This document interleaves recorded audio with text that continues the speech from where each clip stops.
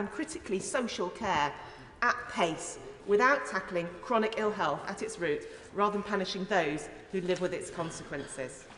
Madam Deputy Speaker, Sarah told me that she wanted to speak up not for herself, but for that future community of disabled people.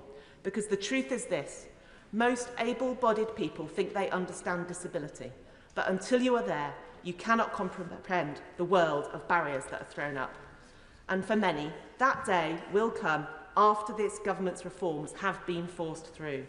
That is why I say to ministers today, pause this bill, go back to the drawing board, consult the people whose lives you're about to upend, show them the basic respect of listening before you legislate to take away their support. Because if we do not stand with disabled people and carers now, if we do not insist on compassion and fairness at the heart of our welfare system, we will all pay the price later, not just in higher costs to the NHS and social care, but in the erosion of the values that bind our communities together. Thank you. Cat Smith. Thank you, Madam Deputy Speaker. As Chair of the Procedure Committee, I'm often asked about how we legislate in this House. And many members and indeed members of the public have approached me about the speed at which this legislation is being pushed through. Exactly. By moving from second reading to third reading in 8 days, it does not give members of this House the time they deserve to scrutinise it. By denying the opportunity to have this bill in committee in this House, we're denying disabled people and their organisations time and space to give evidence to make sure that this legislation is the best legislation it can be. Because I think we'd all agree that the current system is broken. I've been a constituency MP for 10 years and I've lost count of the number of times I've sat in advice surgeries with constituents who've been failed by the current system. The need for reform is clear. But it's also clear that we need to do it in co-production with disabled people. And I come at this from a point of view of having met one of my closest friends, Zara, who's a disability rights activist now. In fact, she was when I met her when we were 18. And she taught me many things. She taught me that having a disability was no barrier to living a full and really quite exciting life. She taught me that never dance too close to someone on a dance floor of a nightclub who's in a wheelchair because you will lose a toenail. She taught me that nothing about us without us, and that is the thing she taught me that I value most, and that is the values that I approach the legislation that we have before us today.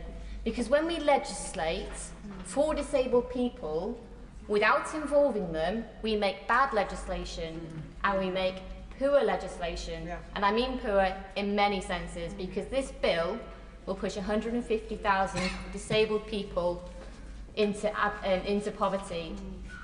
And as a Labour MP and as someone who cares deeply about reducing poverty, that's not something that I can do. Look, PIP is an in-work benefit.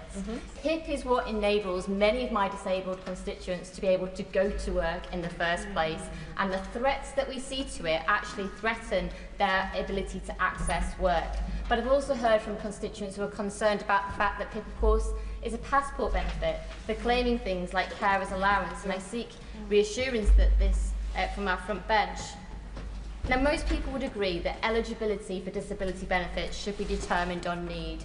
And the concessions that we've had from government this week leads me to think that that is not something that is shared as a value, because we will see future claimants being judged differently to claimants from today. That means that in 2 years' time, when I'm sat in my advice surgery and hearing from a constituent who's struggling to access PIP, I'll be asked the question about how I voted today. And I'll be asked to explain why, because their diagnosis or their accident happened later than somebody else's who's been left with the same disabilities, that one is eligible and the other is not eligible. And I don't think I can look my constituents in the eye and say that I would have voted for a fair system, because this is not fair. A two-tier system for disability is unfair, and that's not something that I want to be able to justify, because the TIMS review won't be out until the autumn next year, and by that point I am beginning to wonder what's the point if we're already implementing the 4-point rule. It's not easy to vote against your party whip. You know, I joined the Labour Party 21 years ago. I did it up recently. It was a bit of a shock. It had gone more than half my life. But I joined because I believe in social justice and equality. I joined because people like Zara taught me that it was important to stand up for social justice and equality. And I joined a Labour Party that was reducing child poverty. I joined a Labour Party that was introducing things like the Disability Discrimination Act and actually making life better for disabled people. And I have not changed. These are still my values today. And that's why tonight I will be voting for my honourable friend's reasoned amendment. And I'll be doing so because it's consistent with my values as a Labour MP. And it's consistent with the mantra that Zara taught me. Nothing about us without us. Thank you. Jeremy Corbyn. Thank you, Madam Deputy Speaker. And this is a crucial moment for a lot of people in this country. And this bill did not come from the demands of the disabled community. This bill did not come from an understanding of the inequality and injustice in our society. The whole origin of this bill was a demand to save £5 billion. Yep. That £5 billion was wanted by the Defence Secretary for more armaments, and for, no doubt other departments as well were making demands. So the whole thing has been driven from a bad source at the very beginning.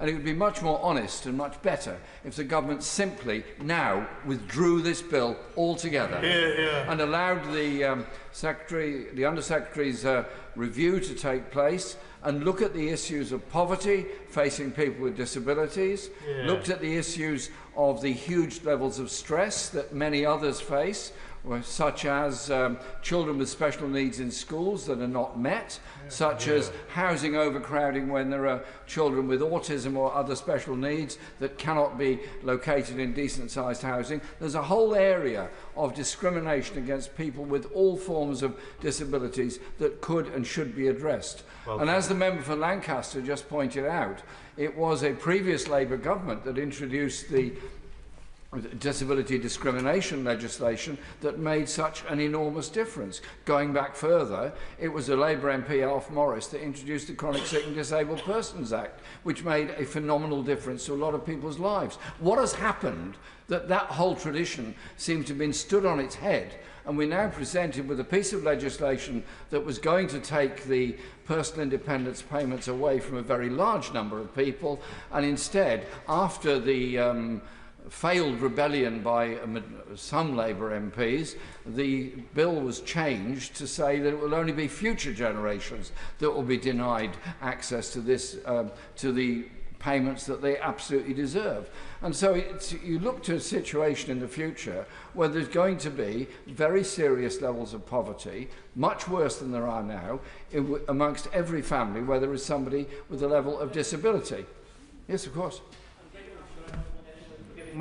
He is, of course, entitled to his opinion regarding this proposed piece of legislation, but I wonder if he would concede that voting against this legislation also means voting against £725 extra in cash terms for those in universal credit, and voting against this legislation also means denying those people the ability to try work, and voting against this legislation also means not having £1 billion invested in the health and skills of people that wish to try work.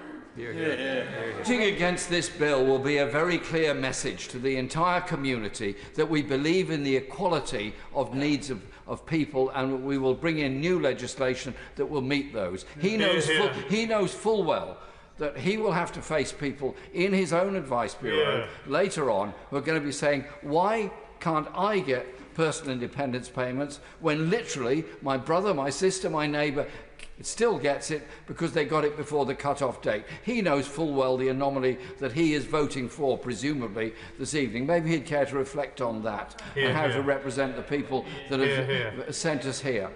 Now, at the present time, the levels of poverty amongst the disabled community are absolutely huge. The cost on any family, according to Scope, is around £1,000 per month for a family with levels of disability. That is what will be removed by this piece of legislation going through. And so what I would urge and ask is that Labour MPs, because it's in their hands at the present time, reflect on what was said in the Labour manifesto last time, what was said in previous Labour manifestos, what the history of the Labour Party is in respect of disability, and don't turn that history on its head by deliberately impoverishing the next generation.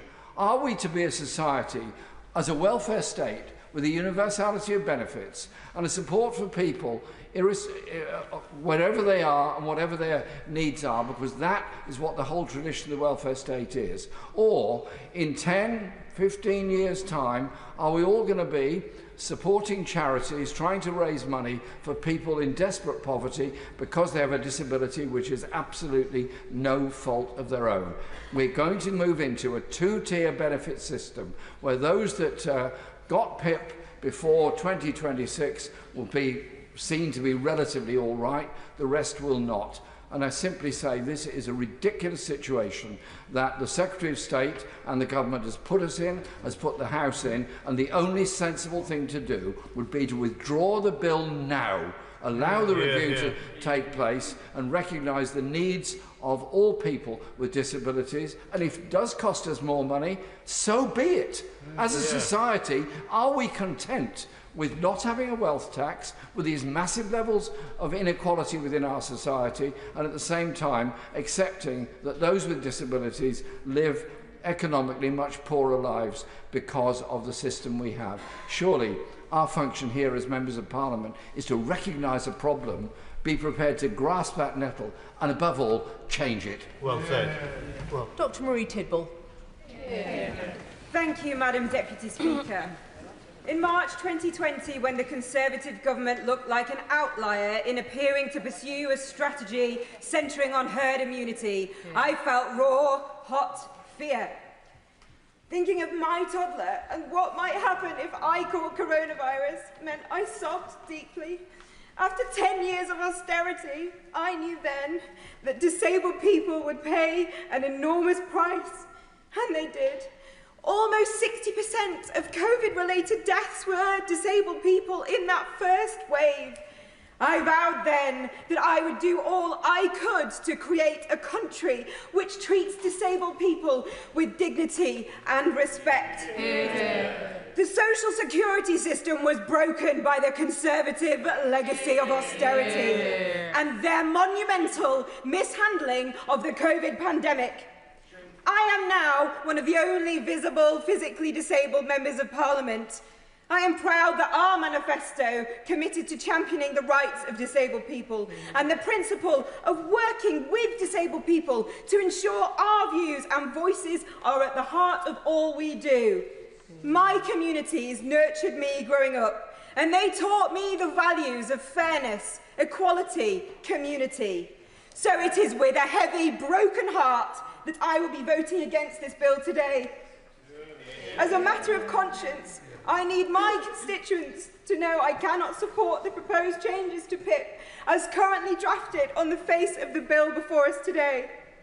Since April, I've been engaging relentlessly with the government at the very highest level to change their proposals as set out in this bill, making it clear I could not support the proposals on PIP. PIP is an in-work benefit designed to ensure disabled people can live independently. Low-level support like PIP helps to build the bridge to the deinstitutionalisation of disabled people, keeping us out of the dark corners of hospitals, prisons and social care settings. The concessions the government have now announced are significant, including that all recipients of PIP who currently receive it will continue to do so. While this will come as a relief to my 6,000 constituents who receive PIP, there are still 4 million disabled people in poverty in the UK. Proposed changes at committee stage are still currently projected to put 150,000 people into poverty.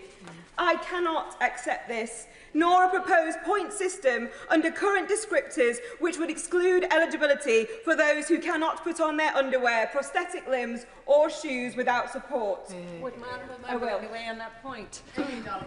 Thank you, Madam Deputy Speaker. Would she agree with me that one of the issues with the point system is it doesn't take into account gender at the moment. It doesn't understand that there are different issues for women and the physical things that our bodies face during that assessment process, and that any changes that we do to the point system or descriptors must include the gender reference. Absolutely, I do agree. As a disabled woman, I know the added burden of menstruation, incontinence and pregnancy on disabled women as it intersects with their disability.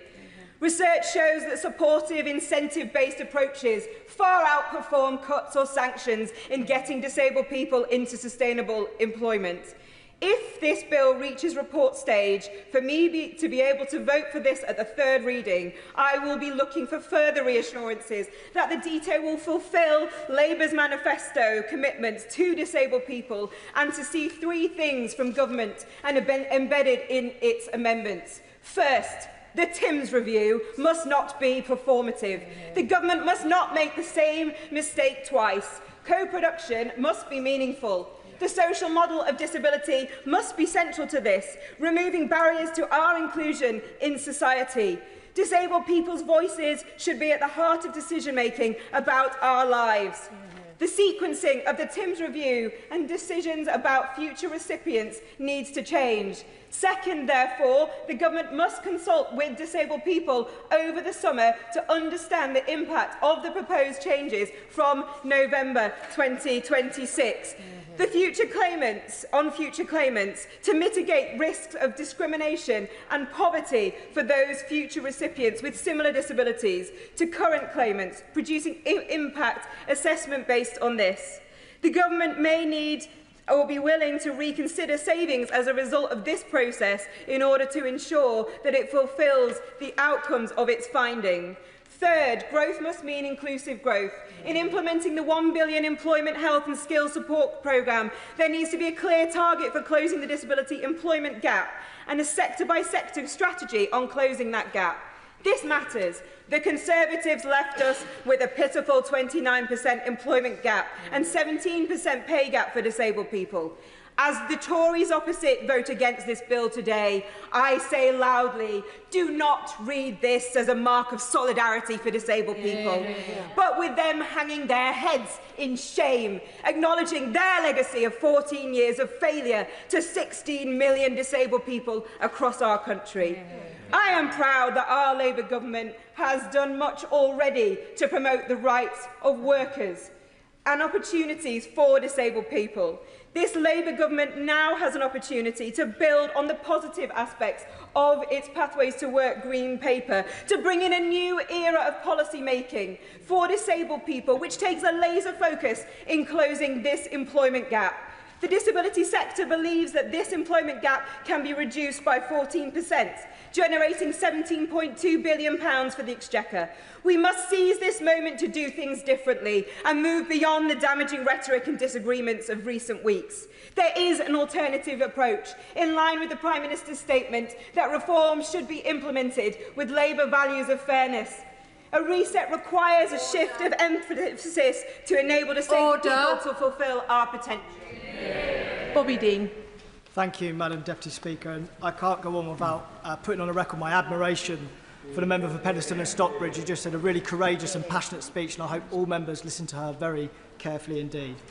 I want to continue on a personal note. My dad is currently on personal independent payment, a proud scaffolder all of his life. Trust me when I say that he is not happy to be sat at home. He would much rather be contributing to society. But his hips are giving up on him, and the NH wait lists are so long that he's been told he has no choice but to stay at home. Now, home life is difficult. He doesn't score 4 points on any particular measure, but he can't move around like he used to, and he needs support to manage the basics. PIP doesn't solve everything, but it does give him dignity and independence to help live his life while he waits for treatment. And cutting his entitlement won't incentivise him back into work. He needs no incentive. He just needs treatment. Now, with the government's recent announcement, I do understand that my dad will no longer lose out. But the next person like him will. And the Secretary of State earlier talked about a better tomorrow. But her proposals mean discounting the value of tomorrow's disabled, saying they are less worthy of support for today's. And it's for that reason that I still cannot support this bill. Now, let me be clear. I agree that the welfare bill is too high, but we have to look at why that is. It is not because we have suddenly become a work-shy nation. It is because we have become less well. And if the government were serious about reducing the welfare bill, they would focus solely on fixing the root causes of chronic ill health, a broken social care system, and a mental health crisis among our young people.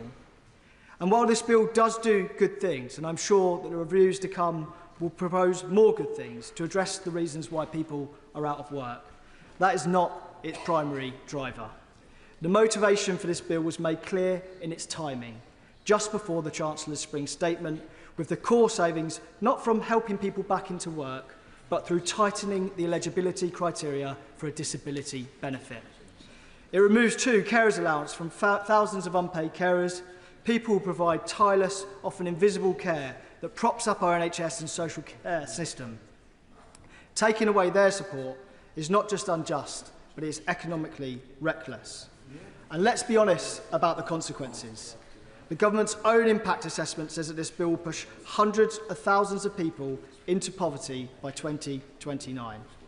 How can anyone in this place look at those figures and truly believe that the government is making these reforms to help people rather than balance the books? Now, I appreciate that some will feel that the new deal struck over the weekend is a fair compromise. And it may be in political theory, but in practice, it remains unsupported by disability groups and unsupported by the public. The majority of the country see this bill for what it is, an unfair cost-cutting exercise. This is not reform, it's retreat. A retreat from compassion, from evidence, and from the values that should underpin our welfare state. And I believe that there is a better way, a fairer way, one that supports people into work by investing in health and care, not punishing them for being ill. One that helps disabled people live independently, not strips them of the support that they need to survive. One that values carers rather than treating them as an afterthought. And one that doesn't arbitrarily divide between today's disabled and tomorrow's. And that is why I will support the member for York Central in her reasoned amendment, and I will vote against this bill at the second reading. We believe that reform must be fair, sustainable and rooted in dignity. Madam Deputy Speaker, my dad wants to work. He is not looking for a handout. He wants to be well again, and I believe there are many more like him, and this bill will make their futures worse. I urge members to think carefully about the legacy of tonight's vote. Vote for compassion, vote for fairness, and vote against this bill. Matthew Patrick.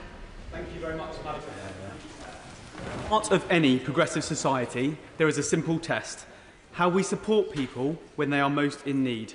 The test is simple, but the answer is anything but, because need is not uniform. So the duty of government is to create a safety net, one that is wide enough to break people's fall, but not so wide that they can never escape it. We have a consensus in this House that the system is failing. And I think people are right to ask, how can we fix this? But before we answer that, it's important to know where we are now and how we got here. So, Madam Deputy Speaker, where are we now? We should look at the situation when Labour came into power less than a year ago.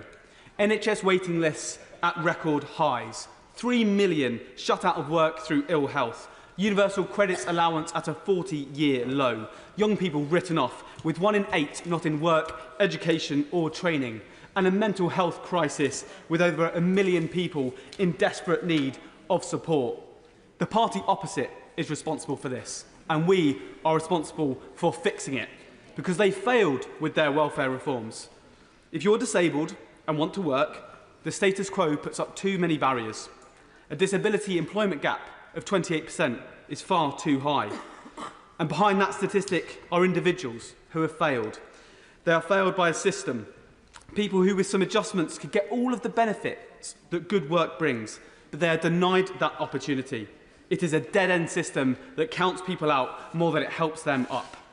And as more people come into that system, Madam Deputy Speaker, that is more people locked into the same damaging status quo.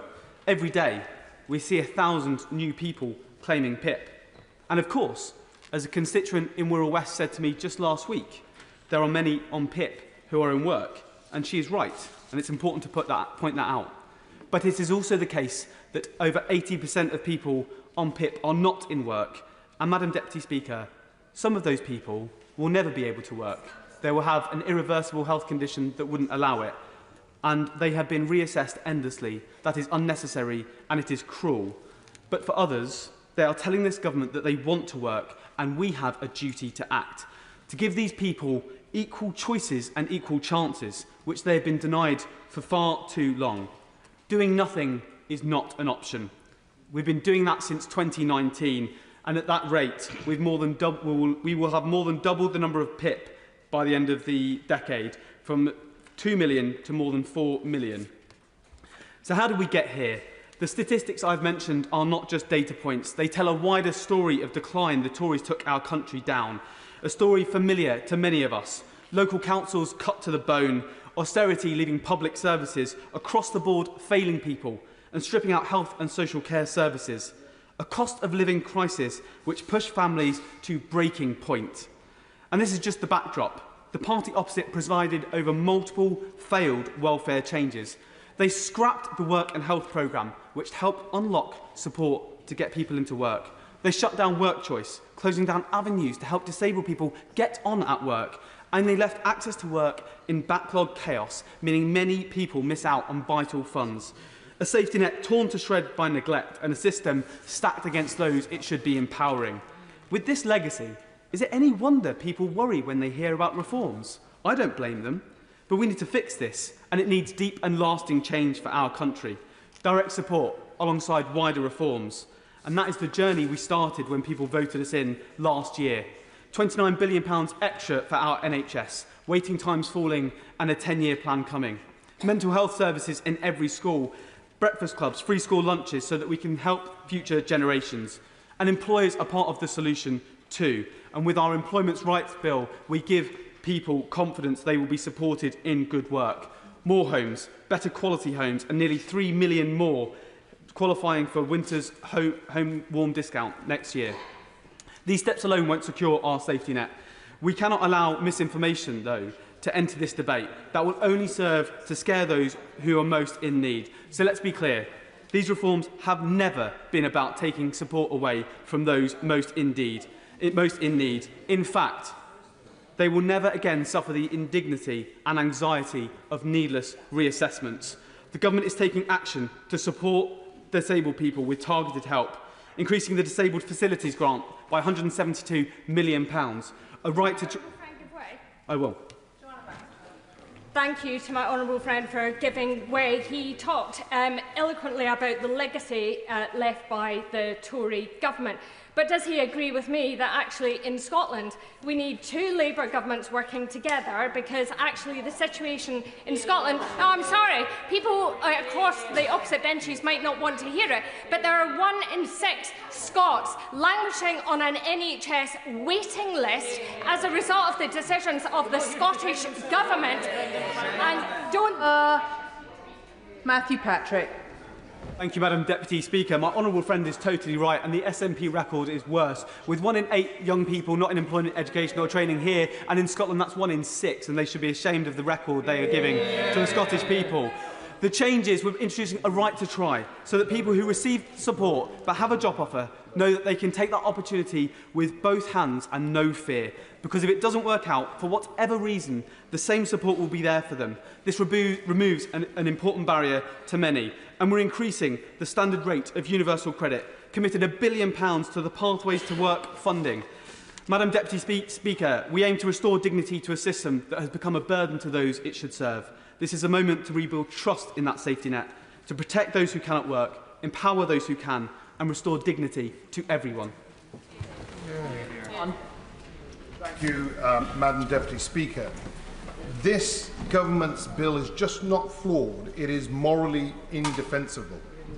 From the outset, we need to be honest about what this bill represents. It's not reform. It is a calculated assault on some of the most marginalised people in our society. People with disabilities, people with complex mental health conditions, people already struggling under the weight of austerity and neglect. This bill continues a pattern we have seen too many times. Cuts dressed up as reform. Cruelty wrapped in the language of efficiency. The department's own assessment confirms the truth. 150,000 people will be pushed into poverty, approximately 20,000 of them children, if this bill passes. That's not a side effect, that's the outcome, and the government knows it. This bill targets those with fluctuating, invisible or mental health conditions, the very people who are already facing systemic injustice, imposes narrow functional descriptors that don't reflect the real-world barriers people face. It punishes people not for being unwilling to work, but for not fitting neatly into bureaucratic tick boxes. Worse still, there has been no meaningful consultation with disabled people or carers, no engagement with those who live this reality every single day.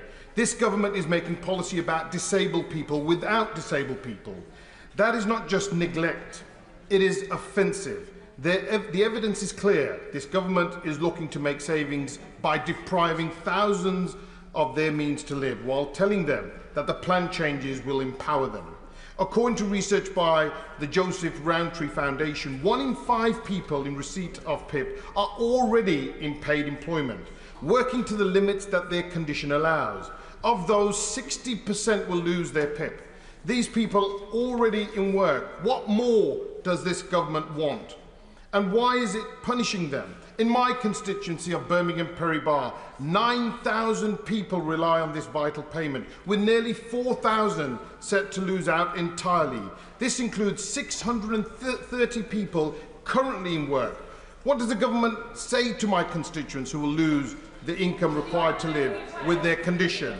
What does it say to the millions of families that will have to tighten their purse strings so they can pay for the basic needs of loved ones? Worse still, just a year ago, when this Labour government came to power, the people were promised change. The Prime Minister said on the campaign trail that those with the broadest shoulders should pay their fair share. And yet only 1 year in, we have seen this government strip income from the most in need, telling disabled people that they are not impaired enough to earn state support. This is nothing short of shameful, and if this bill passes, it will be a national disgrace. The welfare state was built on principles of solidarity, dignity and security. This bill tramples those values. It will strip away independence, force people into deeper hardship, and leave many with no safety net at all. And to the Order! Could I just make the point to the honourable member for Ealing that the honourable gentleman is clearly not going to give way. That's in his gift. Ayub Khan. Thank you, Deputy Madam Speaker. And to the ministers and MPs that claim these changes are needed to preserve the welfare state, I say this: the welfare state was built on the idea that everyone, no matter what, would receive state support for things that were out of their control. Passing this bill would not preserve the welfare state, it would dismantle it. And I urge every member of this House to reject this bill. We can and must do better than this. The people we represent deserve far better. Yeah. Vicky Foxcroft. Madam Deputy Speaker, I'll begin by welcoming the positive steps the Department has set out in the Pathways to Work Green Paper on supporting people into work, the right to try work without the fear of having to go through reassessment for benefits if it does not work out, reforming and modernising the access to work system, disability pay gap reporting, disability employment gap reporting, and ensuring everyone has access to a supportive work coach. And on the assessment process, ensuring that assessments are recorded as standard, something that I know people are desperately crying out for. And ensuring that people with long-term, lifelong conditions do not need to be reassessed when we know their condition is unlikely to ever improve. I also welcome many of the concessions the government has made over the last week, bringing forward employment support, protections for current PIP claimants going forward, and the need for co-production moving forward. However, I continue to have some concerns which I believe must be addressed. We need the TIMS review to report before the new system is rolled out. And on co-production, I want to start by saying This should have happened way before we got to today's debate. And I know from my time as Shadow Minister for Disabled People that when you work with disabled people and their organisations from the start, you produce better policy. There is so much talent out there. And like many of us in the chamber, disabled people and their organisations want reform of the benefit system. But the reforms set out in this bill are not what they want or need. We should have been working with them on this right from the start. I thank the Honourable Lady for her remarks. I wondered if she would agree with me that as well as meaningful engagement with disabled people themselves and disabled groups, it's really important that the Timms Review also engages with unpaid family carers, both because they are caring for people with disability but also are implicated through carers allowance being linked to PIP. I thank my honourable friend for her intervention, and I absolutely agree. It needs to ensure that it has the right engagement and consultation with everybody, but it must be co-produced with the experts by experience. I also want to take this opportunity to clarify exactly what we mean by co-production. The principle of co-production is rooted in the US civil rights movement and the ladder of citizen participation developed by Sherry Arnstein in 1969. And it should be in place from the start of the process. And all the information should be made available to everyone. And a plan should be agreed together. And there must be the ability to bring in experts. And these experts should be paid for because of their contribution and treated as valued partners. We should be empowering and upskilling those involved. And I hope that it goes without saying, but all information should be available in accessible formats. And the valued partners need to be user-led disabled people's organisations. And I'll finish by underlining that the focus of making these changes should not be on making cuts, but on getting it right. And getting it right means everything needs to be in the scope of the review, not just the ability to tinker within limited, predetermined parameters. And co-production must take place before any changes to the current assessment criteria are proposed. If it means pausing to ensure we get it right, then that is what we must do. John Milne. Thank you, Madam Deputy Speaker. I have great respect for the experience and intelligence of the ministers behind this bill. But what we have left in front of us today is no more than a clumsy salvage operation. How on earth did we end up here? The government says that the cost of disability benefit is spiralling out of control. They say there's no option but to make cuts. But the premise behind this argument is too simplistic. Overall, the cost of in-work benefits as a percentage of GDP hasn't changed much. And that's because every time a government tries to cut one benefit, another rises in its place to compensate. Before any changes were proposed, there should have been a serious analysis of what's driving the surge in PIP claims. But ministers have made little attempt to understand why. It's just a curve on a spreadsheet that needs to be flattened. We're left with the implicit assumption that the government believes that hundreds of thousands of people are currently receiving benefits that they don't really need and they don't deserve. But there are lots of factors driving this increase, and some of them are actually a direct knock-on effect of other government policies. For example, many of those extra claimants are the result of recent rise in retirement age. The government has simply shunted one benefit cost, pension payments, into another, PIP.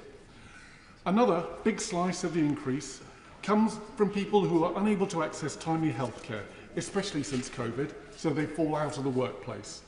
And perhaps most of all, it's the terrific rise in the cost of living that is driving people towards benefits. They just can't get by anymore. Fundamentally, life costs more when you're disabled. Besides the impact on daily living, many treatments and aids are not available on the NHS. So overall, there are three telltale signs that what we're looking at is a botched compromise. Firstly, we have the new 4-point rule for PIP assessments. Any question that scores a 1, 2 or 3 won't make any difference to the outcome. So if you can't address your lower half and you don't need help to go to the toilet, incredibly, you won't qualify for help. There's literally no point in asking half the questions on the form. The whole 4-point rule has been dreamed up, not because anyone thinks it's a good way to assess a hardship, but to hit an arbitrary cost saving. Yeah. Secondly, we have the incomprehensible proposal to change PIP assessments next year without waiting for the outcome of the TIMS review. I quote from the Commission on Social Security, who have written to the DWP, and they say, "The circus around the proposed changes to PIP and universal credit are a classic example of what happens if policymakers do not work with those whose lives are profoundly affected by government policy." And thirdly is the decision to give higher benefits to existing claimants than new claimants, as if your needs were somehow less because you applied after 2026. I don't know how anyone can stand over this as a credible policy. Even on the most optimistic forecasts, only a relatively small minority of current claimants will be able to find jobs, and no account at all has been taken of regional employment black spots. For every disabled person who can be helped back into work, there will be others moving in the opposite direction. And that's because about a third of ME and MS sufferers who are currently in work will be unable to continue as a direct result of losing PIP support. But they don't figure in the government's back to work estimates. And of course, we have 150,000 people who will lose their carers allowance. This is likely to rebound on the health service and wipe out whatever savings the government had hoped to make. The Secretary of State has set high standards to be judged by, and I quote, "For me, this is a moral mission because I believe that there is a better future for people in so many parts of the country. It is absolutely not cruel." Well, it might have been a moral mission, but it's certainly not a moral outcome. This isn't a fairer and more compassionate, as the Secretary of State has claimed. It's harsher and more chaotic. This bill can no longer be considered a serious attempt at welfare reform. It's just a cobbled together scheme to get us through the next 24 hours. And I urge all members to vote against it. Thank you, Madam Deputy Speaker. I never expected to be standing here opposing Labour government legislation that intends to impose changes on disability benefits that will put 150,000 people into poverty. The government's own poverty assessment states that these concessions may mean there will be a negligible impact on pensioner and child poverty. I don't know when we became so matter-of-fact about the implications of putting people into poverty and where that language comes from. I would be expecting to move people in the opposite direction. We talk about choices, and we hear a lot from the leadership about tough choices. Now, I don't consider cutting disabled people's benefits to be a tough choice for us politicians. But it will mean people on the receiving end will be forced to make tough choices about the way that they make ends meet. Too often, we make choices that adversely impact on those who can't fight back. We show deference to people with wealth and power when we know that they should be bearing a heavier amount of the burden. Absolutely.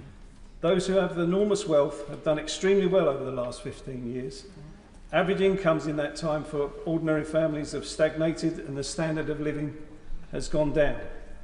Now, if we want to make tough choices, I think we should be looking there. So I just wanted to use my time to just highlight some of the areas where I think we could make a difference. So reforming capital gains tax, for instance, through increasing rates and closing loopholes, could raise £12 billion a year. Close the carried interest loophole to private equity bosses, so that they pay their fair share, and that can raise £500 million. National insurance to investment income, £10.2 billion. Introduce a 4% tax on share buybacks, raising between 0.1 and 2 billion a year. End the redirect fossil fuel subsidies to oil and gas companies, could raise 2.2 billion a year. Tax private jets to raise an additional 1.2 billion a year. Stop rich multinational corporations evading tax and mandating that they declare their profits wherever they operate to raise 15 billion a year. And then it comes to the performance of the Treasury. According to the Audit Commission in 2024, in 2023, it gave out £204 billion in tax reliefs. Now, the Audit Commission, the Treasury Select Committee and the Institute for Government conclude that the Treasury is not investing enough into understanding what the benefit of these tax reliefs are. There are 1,110 of them, and of them, 815 that HMRC has no idea what benefit they bring to us. That is billions of pounds every year that is going in tax relief. Now, these are choices. These are choices that we are choosing not to make.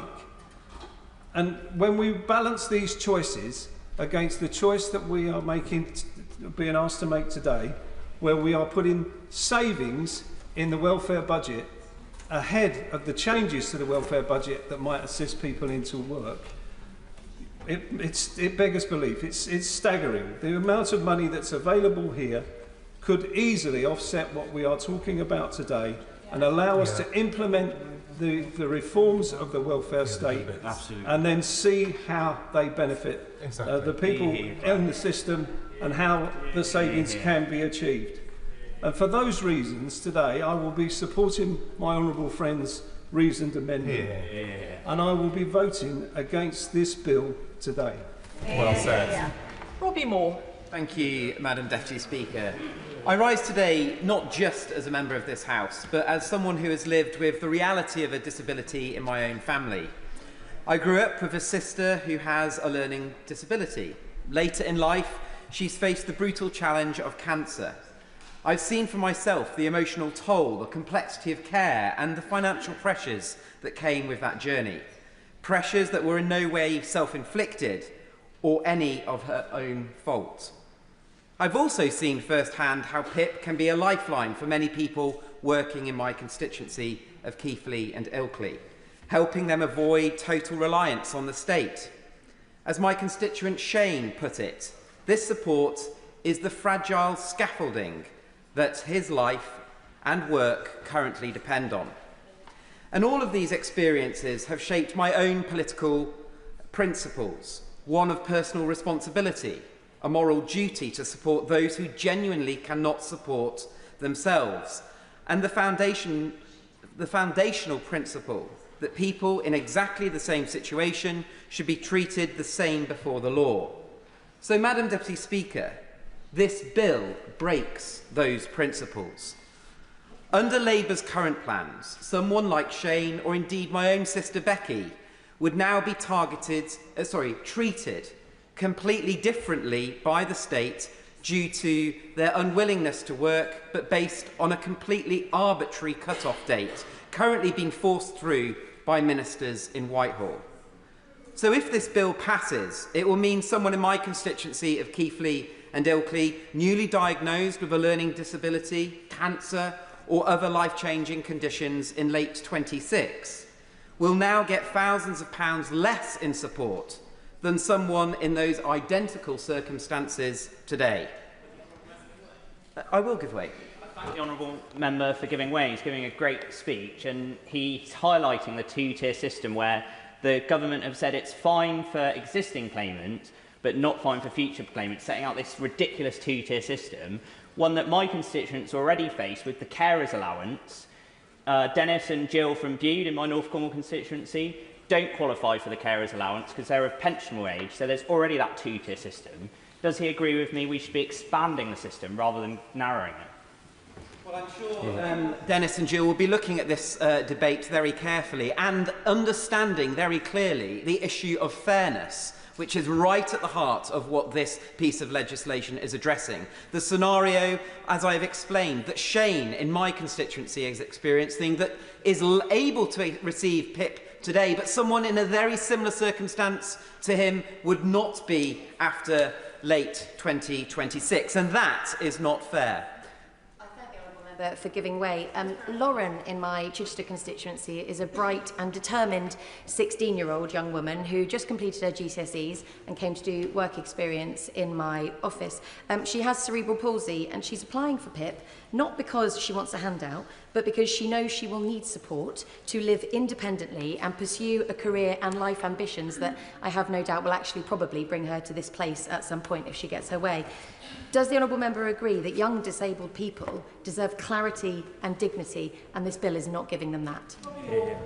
Mr. Speaker, this bill gives no clarity or dignity to the many people that has just been kindly given the example of in her constituency, but indeed mine, Madam Deputy Speaker, of Keighley and Ilkley. And that is why I do not support a plan that creates a two-tier system like this, which will now seem to be the hallmark, Madam Deputy Speaker, of this Labour government and goes against every principle of fairness. And let us not forget exactly why we are here. These changes are being pushed through at pace at the 11th hour without proper evidence reasoning for the new cut-off date. That is not the kind of detailed policy making that we expect, Madam Deputy Speaker, from our leaders. I will give way. I'm grateful for making an excellent speech. Does he agree with me that the Labour government's proposals here is creating the worst of both worlds? And on the one hand, they are failing to tackle the rising welfare budget, but on the other hand, they are creating anxiety and fear amongst many disabled and vulnerable people who do not understand or know how these changes are going to impact on them? And I thank my honourable friend for his intervention, and that is the nub of why there is so much concern that has been consistently raised throughout all members, certainly on these side of the benches and many on the other government benches, dare I say, who are also considering their position on how they vote later on today. So, Madam Deputy Speaker, no one doubts at all that our welfare system, which is set to exceed £100 billion by 2030, needs reform. And if we continue to follow the Chancellor's strategy, which seems to be one of recklessly borrowing, which seems to do the very same principles and will have those negative implications on PIP, some of the most poorest in society who feel the biggest impact of this financial crisis will be exposed. And I will give way to the honourable gentleman. Thank you very much, Madam Speaker. Thus far, I have kept out of this debate, and to be perfectly honest with the House, it is probably the wrong reason, but my wife is disabled and is in receipt of PIP. And although I became an MP in 2017, she's been disabled for 26 years. We were deeply grateful for the support we had as a family. And my wife is an honest lady, and I hope I don't embarrass her by saying this, but she would have been delighted to take the Honourable Member for Lewisham North Point. She'd been delighted to have been consulted about it. She'd have put her thoughts down on paper. And I'm sure so many recipients of PIP would have said, yes, we'll try and see if we can help get the budget straight in some way. But that way, you take people with you, which is so important, and we're missing it. And, Madam Deputy Speaker, trust is at the heart of this issue. And if we want to create a system that commands public trust, this is certainly not the way to do it. We need to reward effort and promote self-reliance. But this bill creates a two-tier system detached from individual responsibility. We need to make the welfare system be more targeted. But this bill, like many of the government's policies, simply shifts new costs onto people who will genuinely be ill, newly disabled, or simply younger, and does little to target those relying on the state. And I will give way to the honourable lady. He talks about fairness and trust. I wondered if he was proud of his government's own record, where Tory cuts in welfare pushed more people into poverty, 2.9 million emergency food parcels in the last 12 months. You'll be voting, if you vote against this bill, against the biggest uplift in the UC standard allowance. Is that what he's proud of? Mr. Speaker, I will take no lectures from somebody who supported council tax rising by 10% across the Bradford district, impacting many of those in the Bradford district that are going to be impacted by PIP. Madam Deputy Speaker, this is not principled reform. It is not radical, and it is not good policy making. And many on the benches opposite know it. And we can, as a party, as a government on the opposite benches, do better. We should be doing better. And I will not be supporting this bill today. Yes. Thank you, Madam Deputy Speaker. Welfare reform is important. It's important because the current system is not working, and it's important because it has a huge impact on the lives of so many individuals and families across the country. For the past 10 years in this place, I have seen so many of my constituents trapped in poverty with the constant fear and insecurity that the current system brings. But we should not be in a position in which the government is scrambling at the last minute to make changes in order to improve a set of proposals that were not good enough when the bill was tabled. We should not be here because while there are many positive measures in the bill, the government has had evidence of the extent of concerns from honourable and right honourable members since April. These concerns have been patiently and respectfully expressed in private and in public, but it appears that for a long time the extent of concerns has simply been ignored until it became clear that the government might lose the vote. So we are now reaching for solutions at the final hour, which should have been better considered over a longer period of time as part of a rational and respectful response to feedback. I regret this situation deeply, and I say to ministers that whatever happens today and in the coming days, the approach to engagement with MPs whose primary duty is to our constituents, and most especially to those who rely on the services we design and govern, has to change, and it has to change profoundly. On the substance of where we are now with the bill, I welcome the substantial changes that have been agreed to in discussions last week, to which I was a party. The protection of existing PIP and universal credit health top-up claimants will alleviate the anxiety that so many of our constituents have been experiencing for months, that they will see their income drop without any change in their condition or additional support. The commitment to co-produce the TIMS review with disabled people is a significant and very welcome commitment. I hope that before we get to third reading, the government will put this commitment on the face of the bill, and that more detail will be provided about how co-production will be done, so that disabled people and their organisations can have confidence that they really will be true partners in this process, and that their engagement will be properly resourced. The commitment to bring forward employment support is also helpful. The last Labour government sought to address unemployment and the size of the welfare bill, and did so by front-loading employment and health support. This should have been part of the plans from the start. Addressing the barriers to employment which many sick and disabled people face is the best way to address the challenges the government is seeking to tackle.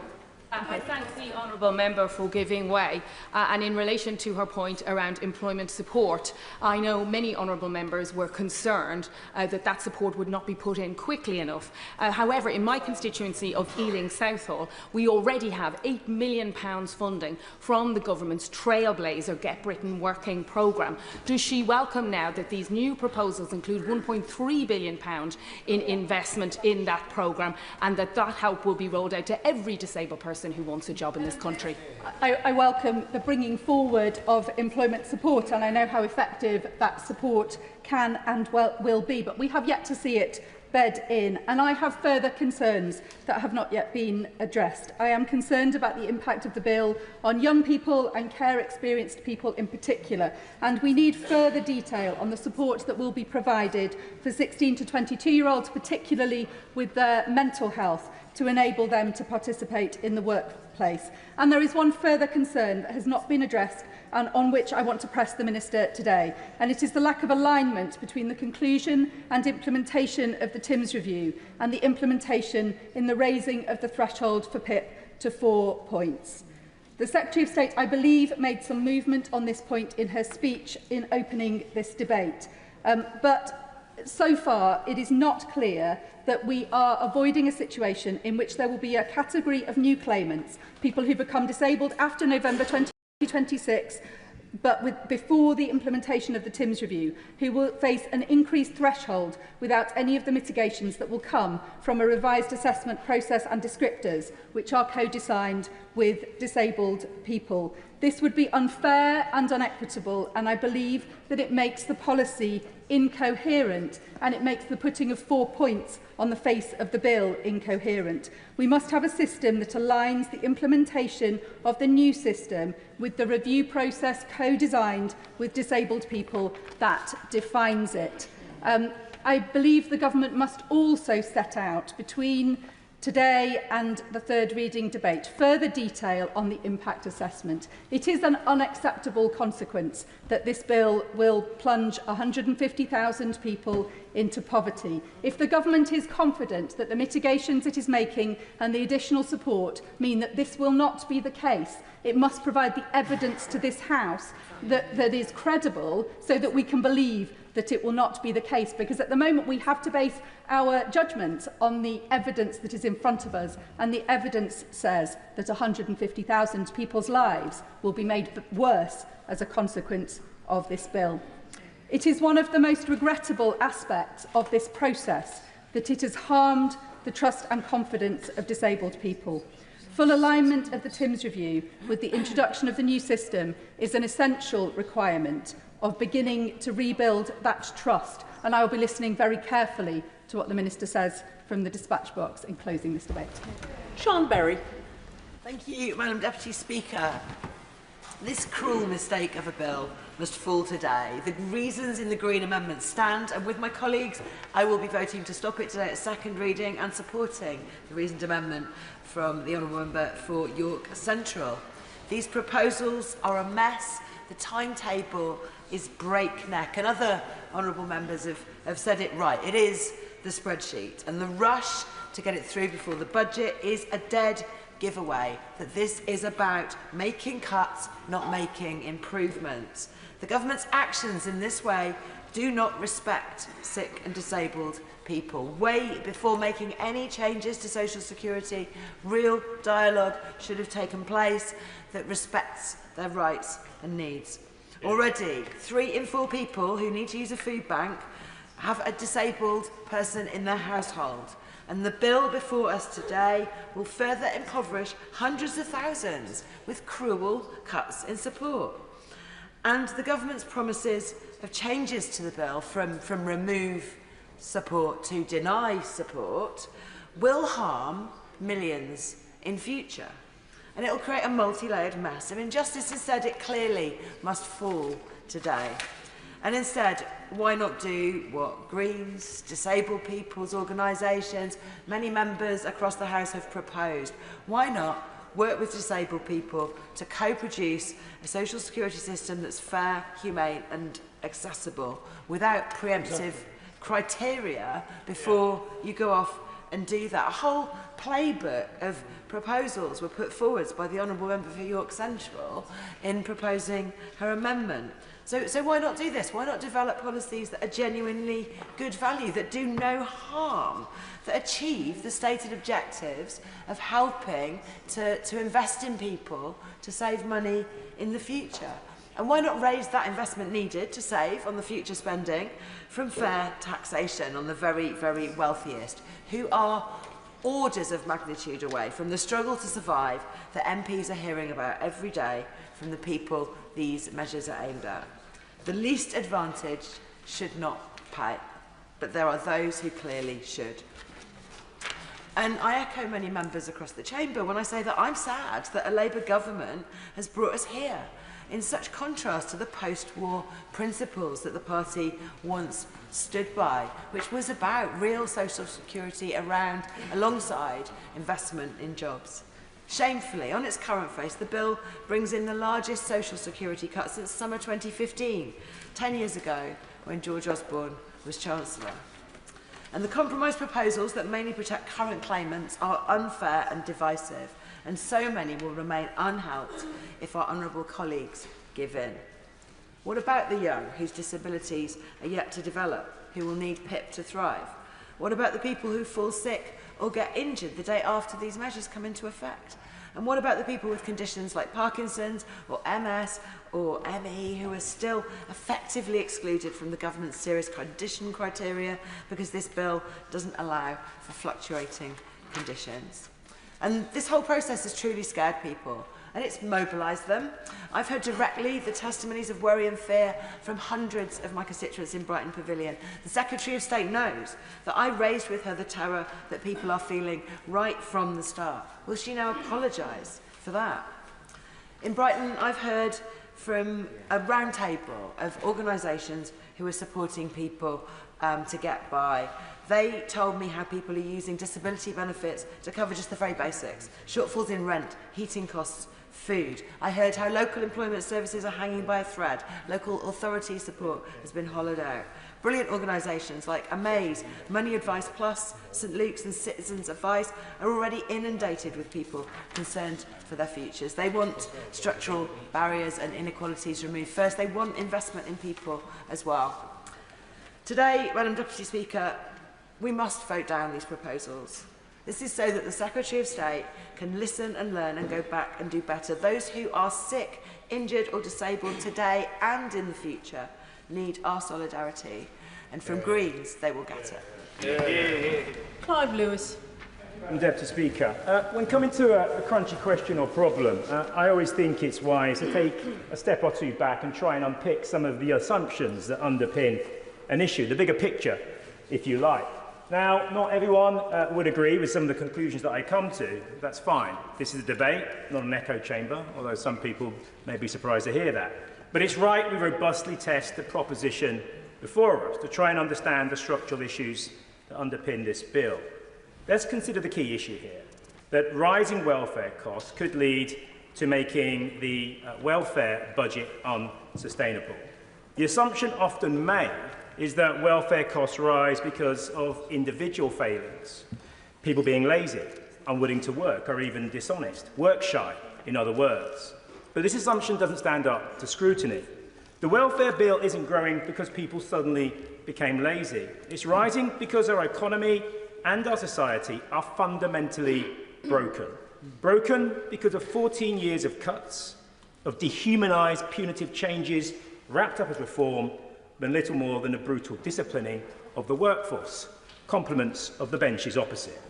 A workforce increasingly finding itself trapped between insecure low pay and in-work poverty, or a humiliating workfare programme that has sucked the marrow out of millions. One that has left them drained, burned out, and leading to the soaring mental health crisis we now see. Madam Deputy Speaker, what does explain our dilemma is the fact that work itself has fundamentally changed. Jobs are less secure, often poorly paid, and many who work full-time still need benefits because wages don't meet the basic costs of housing, food, childcare and utilities. On top of this, the cost of living crisis is being driven by a toxic mix of structural failures. The climate crisis has increased volatility in global supply chains, everything from microchips to semiconductors, pushing up food and energy costs. At the same time, companies operating under monopoly and oligopoly conditions, particularly in the energy, water and food sectors, have taken advantage of this disruption to engage in price gouging, driving profits sky high while families struggle to make ends meet. As has been repeatedly pointing out, the weakness of trade unions has limited workers' ability to bargain for pay rises that reflect rising costs, costs that by and large governments have failed to cap. Yes, caps on energy prices have been half-heartedly attempted, but what about a cap on rents, on greedy landlords? What about capping the large agri-corporations pushing up food prices, on water companies extorting from all of us? These are the underlying structural causes. Their collective outcome, a relentless squeeze on the real incomes and increased reliance on welfare to simply survive.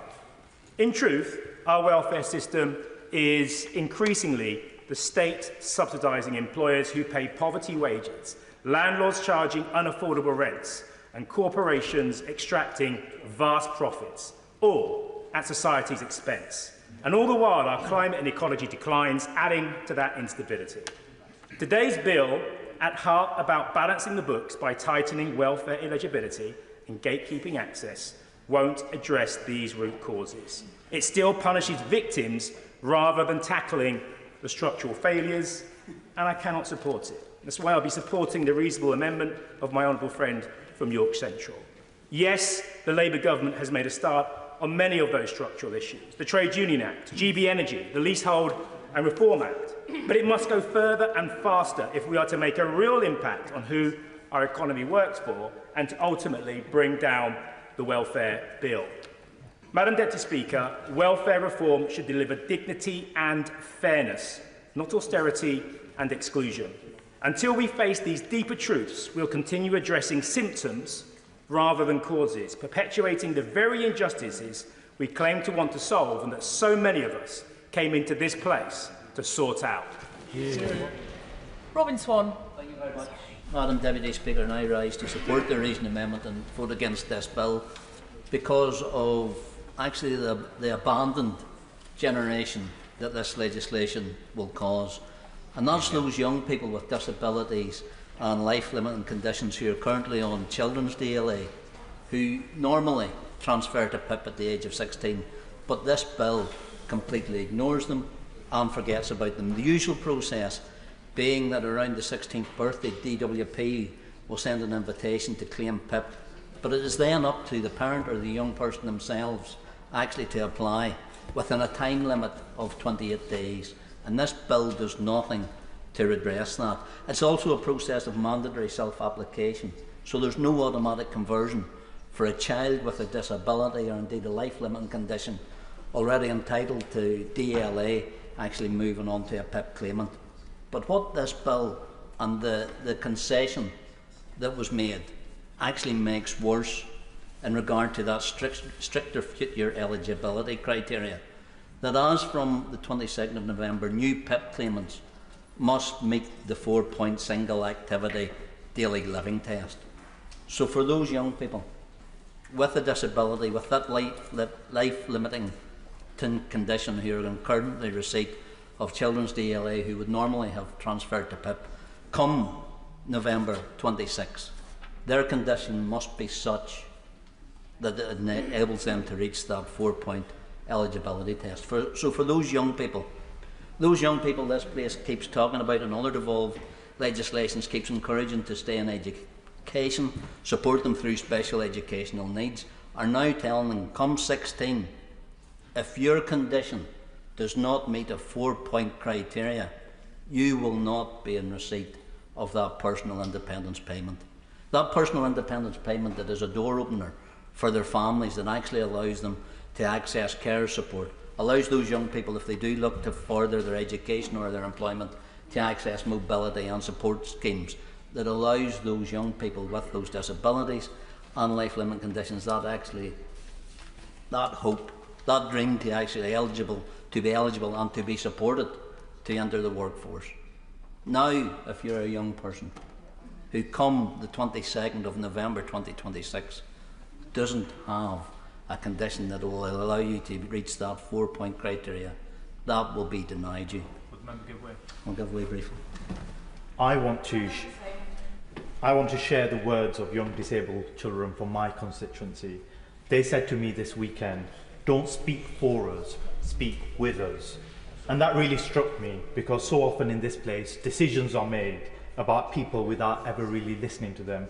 Will the member agree, if we are serious about a just and compassionate welfare system, then let us honour those words. Don't speak for us, speak with us, and better still, listen.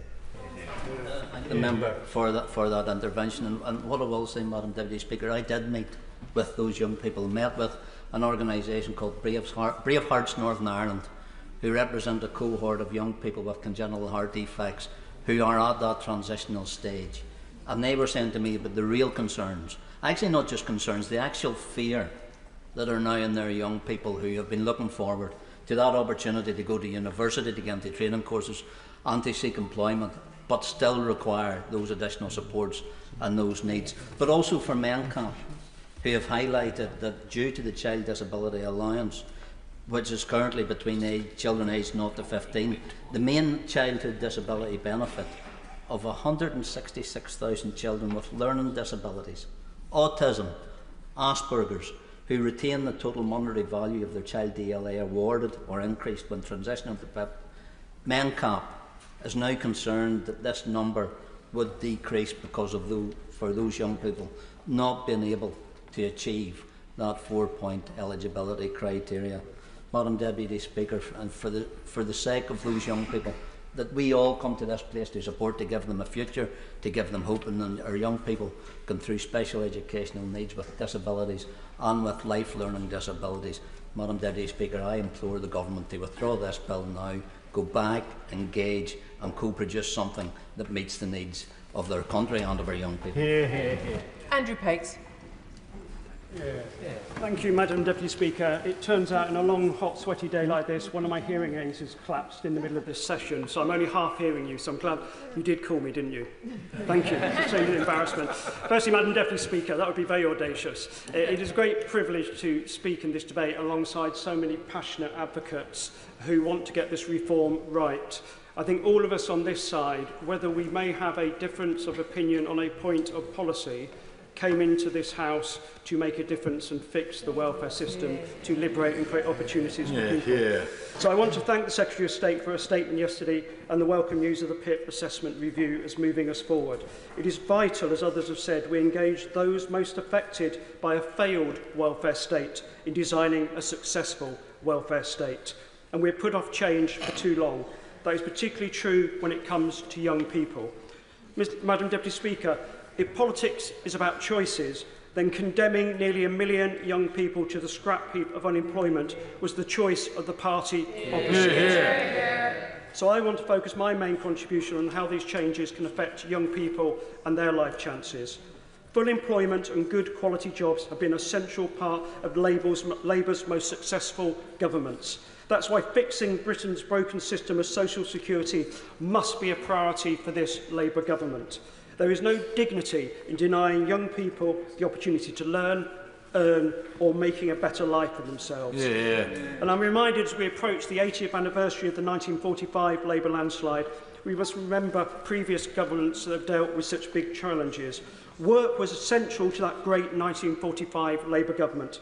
William Beveridge's landmark report in 1942 laid the foundation for Labour's post-war welfare state, an NHS, free education for all and full employment. The vision of Labour's leaders like Attlee, Morrison and Bevin was that every citizen would live a life free from want, squalor, disease or poverty with meaningful help when times were tough. But in return, every citizen was expected to play a full part in the social and economic life of the nation. But looking at the high level of people not in education, employment or training, NEETs in that terrible phrase, in my constituency, I can see an economy that is still letting people down. I can see a mental health system that is letting young people down, and I can see an NHS system that is trapping too many young people on a life of benefits.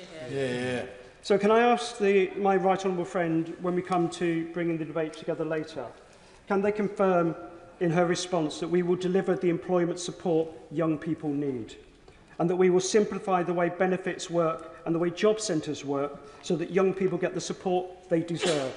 And will she work with the Secretary of State for Health and Social Care to fix our broken mental health system so that young people have a hand up rather than being pushed down? And of course, our values should be about compassion, and our social security system should be about dignity for those unable to work or who need support. That's why I welcome the protections for those people already on PIP that have been announced. And I've also listened a lot to a common theme in this debate, and I'd like to ask the front bench about this, which is we've heard lots of people raising concern, not that the TIMS review will happen, because that begins to embed co-production, as the front bench and many people in this House have said. But there are questions, I think, legitimately to ask about timing and delivery about that in terms of the legislation. Oh, yes, I thank the honourable gentleman for giving way, and I'm very pleased that he could hear my desire to come and intervene. Does he share my concern that the TIMS review is too slow and will not conclude in its current timetable until next autumn? And does he agree with me that the TIMS review should be accelerated so a package of measures that have been co-produced with disabled people, their carers, including young people, can be implemented in November 2026? I thank my honourable friend for an important point. I would, if possible, give my right honourable friend, the Minister, Duracell batteries to turbocharge his work in this area. Oh, yeah. For giving way. And I want to make this point to him, that he and others across the House during this debate have raised concerns that the changes to PIP are coming ahead of the conclusions of the review of the assessment that I will be leading. We've heard those concerns, and that is why I can announce that we are going to remove the Clause 5 from the bill at committee, that we will move straight to the wider review, sometimes referred to as the Timms Review, and only make changes to PIP eligibility, activities and descriptors following that review. The government is committed to concluding the review by the autumn of next year. Point of order, Andy MacDonald. Madam Deputy Speaker, I'd be very grateful for your clarification. We've just heard that a pivotal part of this bill, Clause 5, is not going to be effective. So I ask the question, what are we supposed to be voting on tonight? Is it the bill as drawn or another bill? Because I'm confused, and I think people in this chamber will need that clarification. I thank the honourable member for his point of order. He will be aware that that is not a matter for the chair, and the vote will be on the bill as it stands. We've had a very clear undertaking from the dispatch box as to what will happen at committee. Andrew Pakes. Deputy Chair, for someone who sits in a party which often debates Clause 4, I received today's news about Clause 5 welcome. I think it addresses many of the concerns honourable members on both sides of the House, particularly our side of the House, have made, because there is an urgency to moving forward with this legislation and change, because today's system is broken. The legacy of the last government is shocking. There are 2.8 million people outside the labour market due to long-term sickness. That is the same as the populations of Birmingham, Leeds, Sheffield and Liverpool combined. 1 in 8 young people are outside of education, employment or training. The UK is the only G7 economy where sickness rates are higher than before COVID, and we've heard from others, health and disability-related benefits will cost around £100 billion over the next 4 years. Madam Deputy Speaker, this has a massive impact on our national resources. Economic inactivity not only holds back growth and makes us all poorer, it also blights the lives of those without work. That's why those of us on this side believe tackling worklessness is not just an economic case, it is a moral crusade. So, Madam Deputy Speaker, in drawing my conclusions to an end, I want to see real support for people to get skills, opportunities and jobs. I want to see every 18 to 21-year-old offered a life off benefits and an apprenticeship or training. I want to see real support for people with mental health so they can access the care they want. We need Labour's employment rights bill fully implemented to change the culture of work so that employers work with disabled people to create the opportunities we need. But most of all, Madam Deputy Speaker, we need a system of social security that is there for everyone with a genuine need, so that no one falls into poverty because they lose their job, and everyone who can work is given a path back into employment. Bal Mohammed. Thank you, Madam Deputy Speaker. I rise today not just with grave concern, but with absolute conviction, and I will speak in support of the reason amendment from my honourable friend, the member for York Central, and with a plea for the government to pause, think, reflect and bring back something that will work for the betterment of disabled people.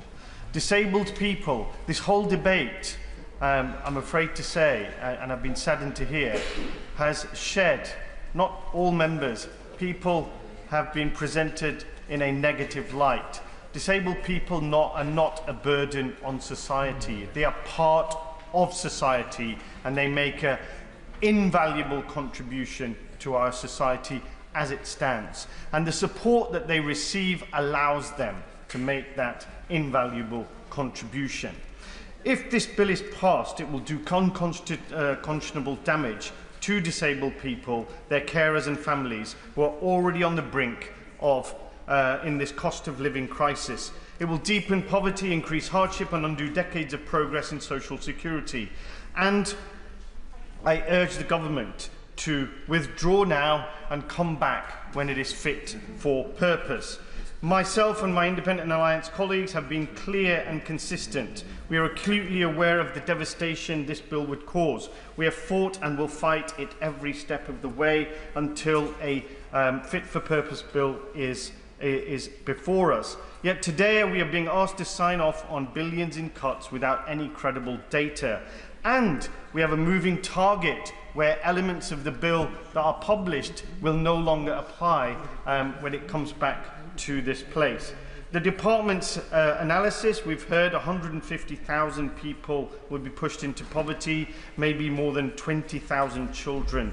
And despite the talk of concessions, which were rushed out and tweaks made, they do not change the core injustice. This government wants to create a two-tier welfare system where today's disabled people get help, but tomorrow's they are discarded.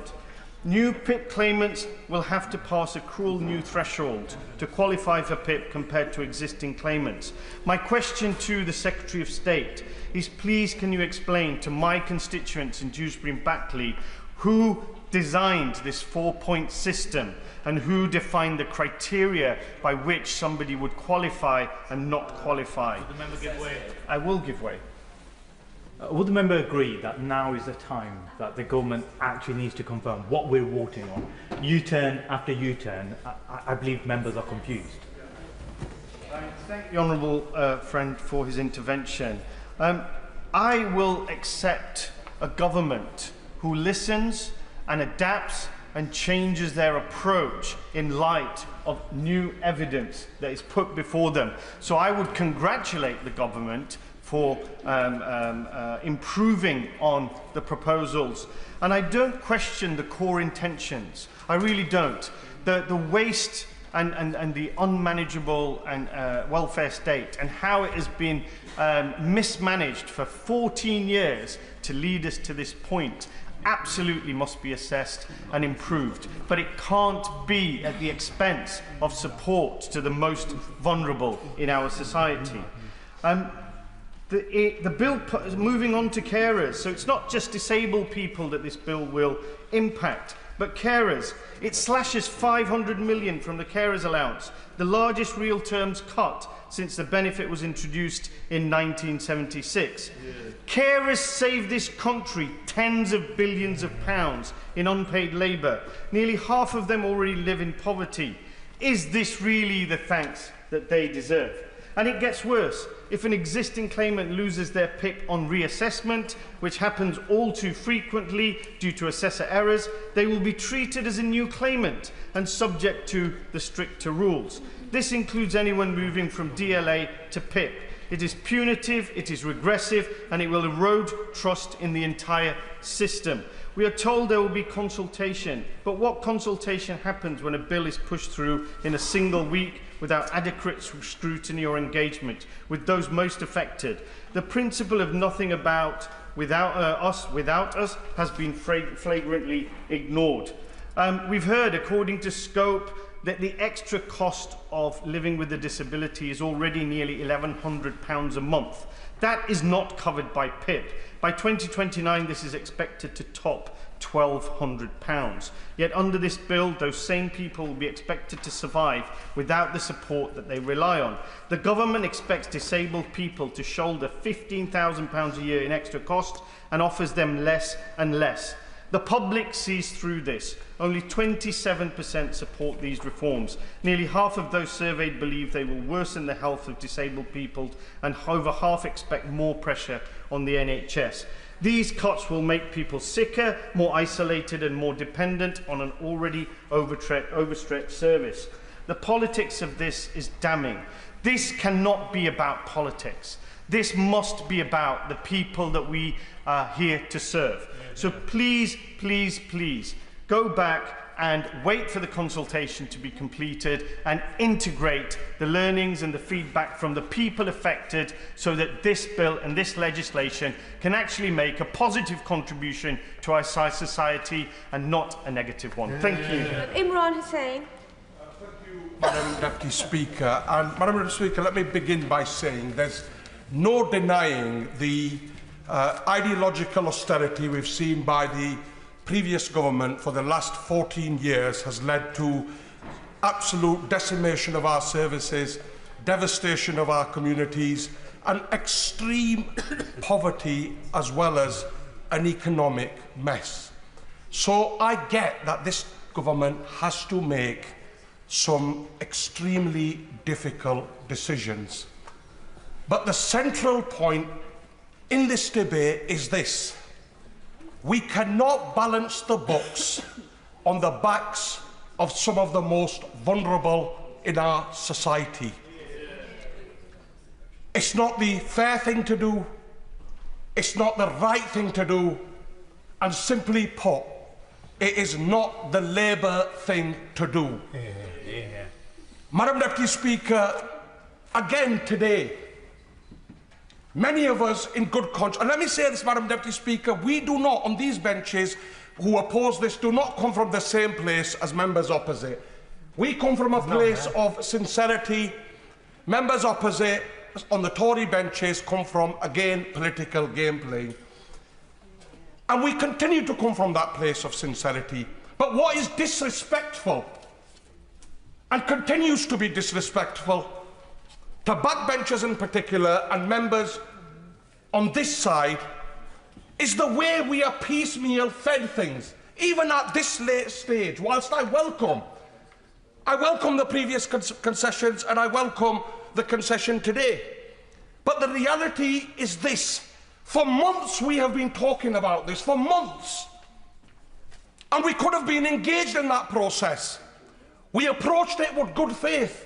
And again, it makes a further mockery of a process that will result in hundreds of thousands of people being pushed into poverty.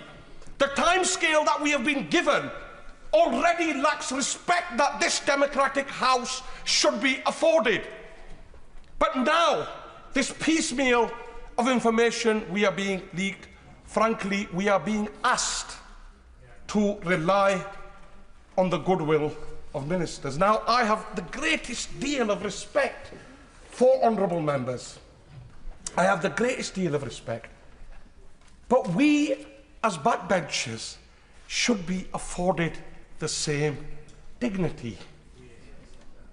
Because we have all been elected on one premise. You know, my constituency of Bradford East suffers from some of the worst health inequalities, the worst child poverty. Over half of all children who live in my constituency are living in absolute poverty. I have to go back and face them. Yeah. The reality is, the bill as it stands today, regardless of what ministers tell us, the bill as it stands today is the same bill it was a week ago, the same bill it was when it was released. That's what we are voting on. We can discuss the concessions next week if this bill makes it. Pull the bill. But the bill today must be pulled. Pull it. Because I cannot go back to my constituency and tell them, through some concessions that were not in a bill, I voted for it, even though tomorrow this could add to deepening the poverty that people on my streets face. That is not what I was elected on. Madam Deputy Speaker, of course I will. I'm very grateful to the honourable gentleman, and he's making the correct and most powerful point, with that this is not the best way of making law, and it is hugely disrespectful to all sides of the House, irrespective of position. Would he also agree with me that that is compounded by the woefully inadequate time being set aside for committee consideration of this bill? Next week, and third reading, very truncated. We are all absolutely dizzy by the amount of U-turns and concessions. He is right. Much better to withdraw the bill, start again, bring it back in September. Absolutely, and I'll come on to that point. I've already touched on the point in terms of a bill of this seismic nature. Let's be frank. I've spent a decade in this place. I've never seen a bill of this seismic nature with these direct consequences being rushed through in 1 week. And let's be clear, the House, this is a money, the motion that goes to the House of the Lords is going to be a money motion. It will not allow the House of Lords to make any amendments and bring this back. So again, the ministers have, of course I will. Would it not be a very sensible way forward if the House simply passed the excellent reasoned amendment put forward by the Honourable Member for York, and we parked the issue there, so we would then have the necessary consultation and preparation for a more effective bill. I again say this. Courageous political leadership sometimes demands admitting we got it wrong. Like we did in the winter fuel allowance. Nobody out there, I mean, I sincerely think people respect you when you get something wrong and you come back. The concession after concession is admission enough that we have got this wrong. And my personal view remains that it is dignified today for the government to say we will go with the reasoned amendment and we will come back, we will go have meaningful consultation with disability groups, and then we will come back. And I again say everything I say out of absolute sincerity. And I want to finish by saying this, a point that's been made by honourable members on both sides of the House, because many are acting in good faith for the collective good of the people we represent. And the point is this, all of us will have to go back to our constituencies and justify the decision we make today. I have always promised my constituents in Bradford East that I will never vote for anything that will increase poverty, deprivation or deepen the health inequalities in my constituency. Because it is not this place that sends me to Bradford.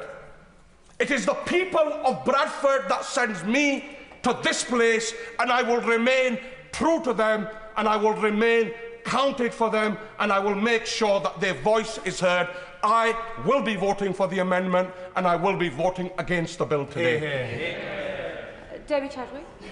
Thank you, Madam Deputy Speaker, and may I say what an excellent and powerful speech to follow. We should all be here to stand up for the people who, the dignity of people who need us to stand up for them. I know what it means to become disabled. 11 years ago, I developed Guillain-Barré syndrome. It happens to 1 in 100,000 people, and unfortunately, I ended up totally paralysed for 3 months, and then fortunately made a full recovery over the next couple of years. And that was an insight into what it's like to become disabled. I went from full health to total dependence overnight and lost the ability to move for 3 months. Fortunately, I was lucky and I recovered. But I remember those early days very vividly, and what it was like to suddenly learn to live with a disability. I remember, for example, having to have some clicking contraption, a hook, to be able to grab my socks and get dressed in the morning. And that's one of those examples that's already been highlighted today of the extra costs and challenges that people living with disabilities face. Personal independence payments are a lifeline, and they enable people with disabilities and long-term health conditions to live independently, participate in society, and, crucially, stay in work if they can. Wales, Madam Deputy Speaker, will be hit hard by this proposal. In Wales, we have higher rates of long-term illness and disability.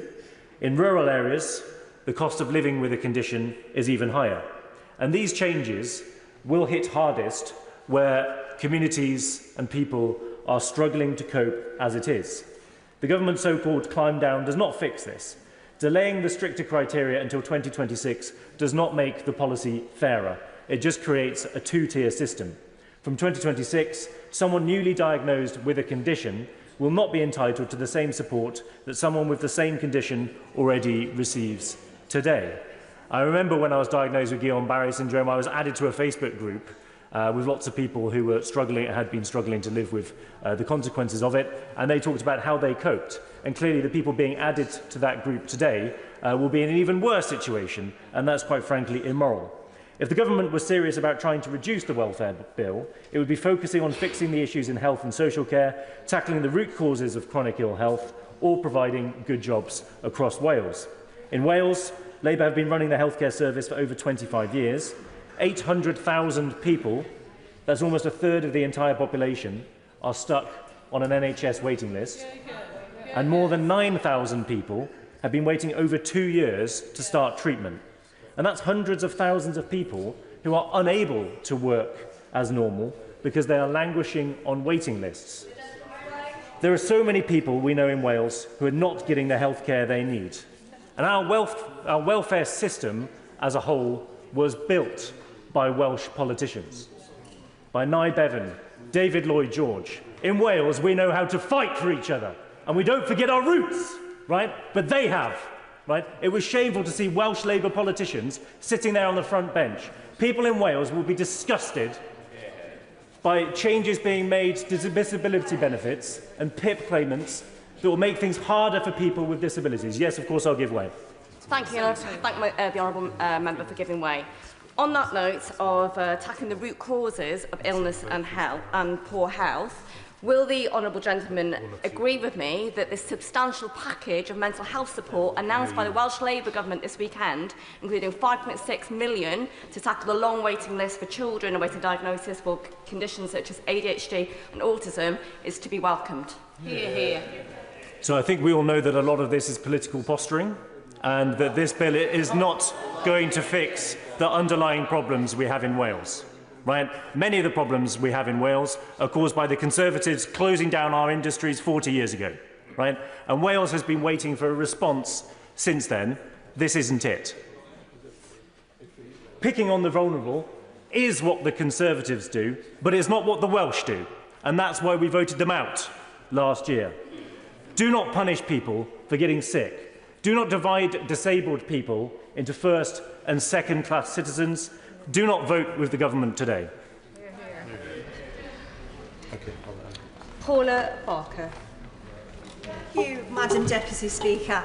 I want to start by saying how shocked I am that the Minister has just intervened near the end of this debate to say he will be removing the whole of Clause 5 from this bill. And whilst grateful for the concessions, this has further laid bare the incoherent and shambolic nature of this process. It is the most unedifying spectacle that I have ever seen. And as we have just heard, we are voting tonight on the bill as it stands on the order paper, not as amended. And I'm really, really sorry to say this, Madam Deputy Speaker, but when it's not written down, it's not worth the paper it's written on. We were promised a Hillsborough law by April this year, and nothing has come to fruition. So it is with sadness that... No, I won't. It's with sadness that I will vote for my honourable friend's reasoned amendment tonight, and I will vote against this bill. And I implore my government to do the right thing, to pause, to take a breath, and let us get this right. Because before entering Parliament, I served in local government, the trade union movement and working people my entire life. Service matters deeply to me, and I see it as my job to do exactly that as a Member of Parliament. I am a passionate believer in the dignity of labour, of secure, well-paid work being a route out of poverty towards opportunity and a life free from fear. And I regret to say that this bill will create poverty, and it has already induced fear. I think everyone in this House believes that we need reform in our welfare system. But we must be honest. This bill before us today is not reform. It is simply cuts, which have been brought forward to fill an economic black hole. In Liverpool City region, nearly 30% of residents are disabled, more than 10% above the national average. Liverpool also has one of the highest disability rates in the country, and our region already experiences some of the highest poverty rates in the UK. Even with concessions, this bill is still cuts, not reform, and will see 150,000 people pushed further into poverty and create a stark disparity in our welfare state for disabled people. And despite a commitment to co-production, there is nothing that commits the government to ensure the PIP assessment review findings has any bearing on this legislation. Over the last few weeks, we have heard a lot about lack of time to scrutinise legislation when debating another bill in this place. Yes, here we are, with a bill that has concessions which are not actually on the face of the bill, because there's been no time, and there will only be 8 days between second and third reading. That is truly a lack of time to scrutinise proposed legislation. My honourable friend give way. I will give way. I thank my honourable friend for giving way. She makes a very good speech. But we are here as legislators, and would my honourable friend agree with me? The fact that we have been denied the opportunity to scrutinise denies us the opportunity to make this right for disabled people.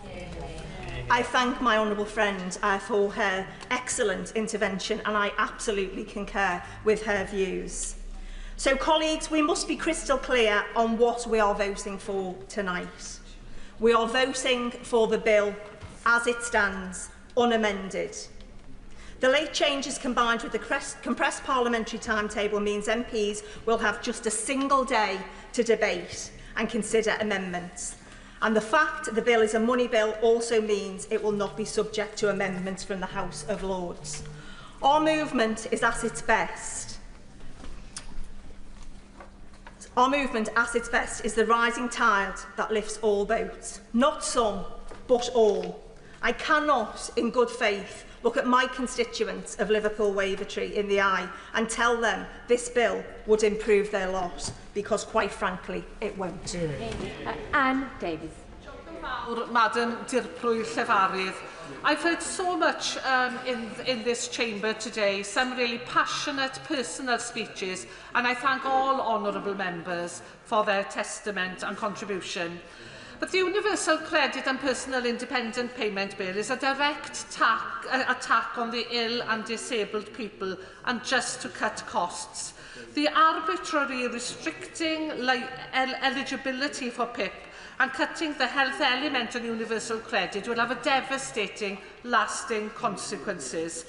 Whatever this Labour government claims, there is neither fairness nor compassion in its approach towards welfare.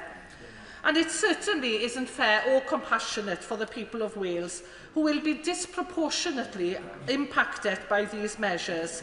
And let me thank organisations, including Policy and Practice and the Bevan Foundation, for their vital work in filling absence of data for Wales, which this UK government has all but refused to provide. 4 out of 10 local UK authorities worst hit by these welfare cuts are in Wales, so 4 out of the 10, impacting 6.1% of the Welsh population at a cost of £470 million for our communities. And in Carmarthenshire alone, the economic impact will be nearly £17.5 million. And too many people will suffer. My constituents will suffer. People like... By all means, yes. And I thank the member giving way. And there's just a point of clarification. She mentions her constituents suffering. The government has withdrawn Clause 5, but Clause 6 leaves all this legislation eligible to Northern Ireland. So is the government going to put a barrier down the Irish Sea in regards to PIP payment now? Thank you. I'll allow the Minister to answer that in the closing statement. I couldn't possibly comment. But I will comment on Claire. She has several disabilities, including arthritis. She currently receives PIP, which has helped her build on her master's degree in equality and diversity in work, and allowed additional support, like the ability to have a carer accompany her when necessary. Ms Jacks does not have 4 points in any one part of the daily living component. Versus Arthritis has calculated that 79% of people that claim PIP in Wales for arthritis alone score fewer than 4 points, and that's nearly 17,000 people. And it's not just claimants.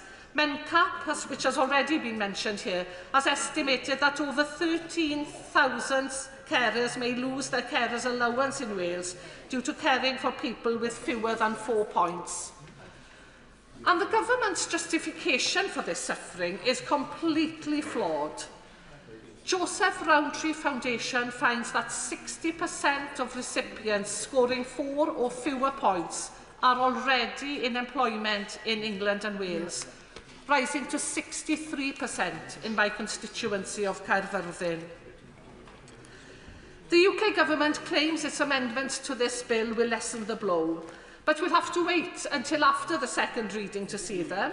But the Government seems set to penalise people who become disabled after the arbitrary cut-off date of November 26. So can I ask the Government what data has informed these concessions? Specifically, what evidence suggests that people can pick and choose when they become sick or become disabled? Because that, to me, looks like discrimination. Legal experts for the Equity Union agree that it could be unlawful on the grounds of arbitrariness. And arbitrariness looks half-baked in considering PIP assessment review, which will only be published in autumn 26. The UK Government's amendments to this bill do not address the fundamental injustice at the heart of these measures, and is plunging 150,000 people into poverty rather than the 250,000 really a marker of success? Is it only punishing people who will get ill or disabled in future, or those who turn 18 later, really a sign of a fair and compassionate welfare reform? I call on honourable friends across the House, particularly my friends opposite, to vote against this cruel bill tonight. The Labour UK Government must abandon these damaging plans entirely and instead create a welfare system founded on dignity, on equity, on compassion, that is developed with disabled people and representative organisation. Plaid Cymru will be voting for the reasoned amendment this evening submitted by my honourable friend from York Centre and against the second reading of this bill. John. Diane Abbott. Millions of disabled people will listen, view or read about this debate and its consequences and feel fear. Because for some members of the House, this is just an afternoon's political cut and thrust. But for the disabled, it is the rest of their lives. Members will have heard earlier that we should be concerned about the rising trajectory of welfare spending in this country. Ministers say this all the time. But what about the rising trajectory of tax avoidance or the rising trajectory of salaries in the City of London? Why must people on welfare bear all the opprobrium and have the money taken out of their pockets? We are the Labour Party and we have historically stood up against injustice. Why are we stepping away from this today? Anybody who has ever had anything to do with the welfare system knows that it needs reform. I deal month after month with dozens of people who are struggling with the welfare system. But it's not that people don't accept it needs reform.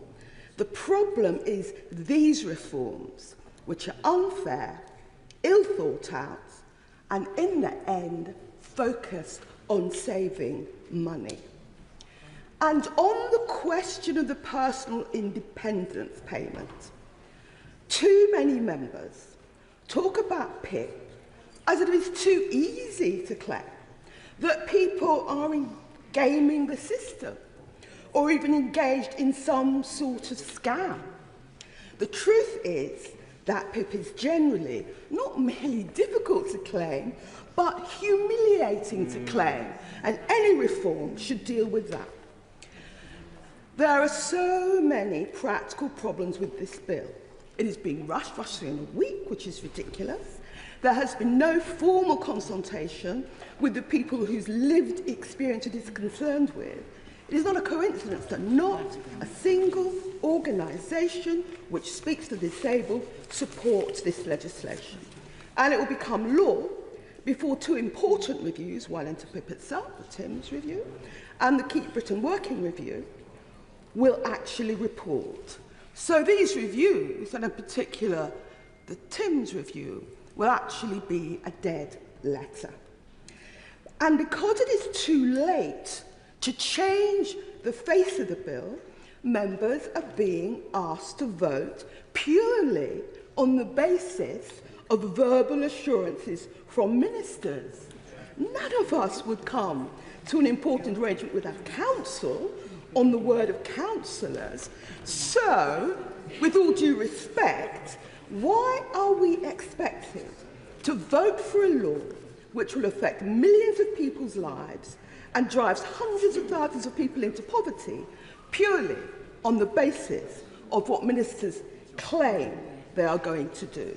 I myself continue to oppose this bill on moral, legal and political grounds. And let me say this, there will be, as I said, millions of disabled people who will either watch this debate on the television, hear about it from their friends and family, or read about it in the newspaper. They will not be able to believe that the Labour Party is putting legislation through like this. Because, you know, if this legislation means anything at all, it means money coming out of the pockets of the disabled. Otherwise, what is the point of it?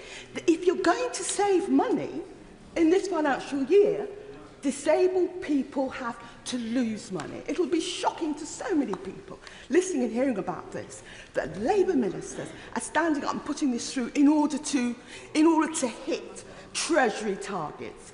Even at this late stage, I urge colleagues to think about the people that put us here and withdraw this bill. It cannot be right that we have had concessions so late in the day, even in the course of the debate.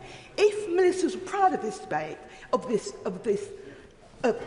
if ministers were proud of what they're doing, concessions wouldn't be coming so late in the day. So, as I say, we should, even at this late stage, withdraw this bill. Thank you, Madam Deputy Speaker. I've been sitting here for about over 4.5, 5 hours, I think, and there's been so many changes and concessions.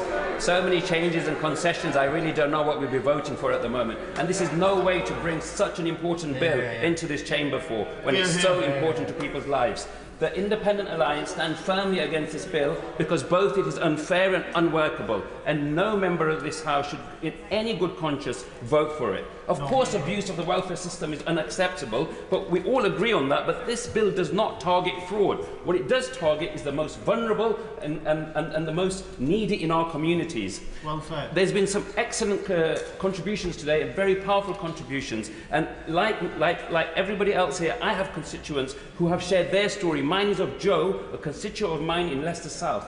Joe is actively suicidal. All sharp objects and medications have been removed from his home. The only reason Joe is not in hospital is that there are no beds available. Yet Joe has been told she is not ill enough to qualify for personal independence payment under this system. Is this the kind of society we want to build? This bill is not just unfair, it is also unworkable. The government is asking members to vote for cuts now based on the promises that they will help people back into work in the future. Yet the supporting evidence from the Office for Budget Responsibility won't even be available until October.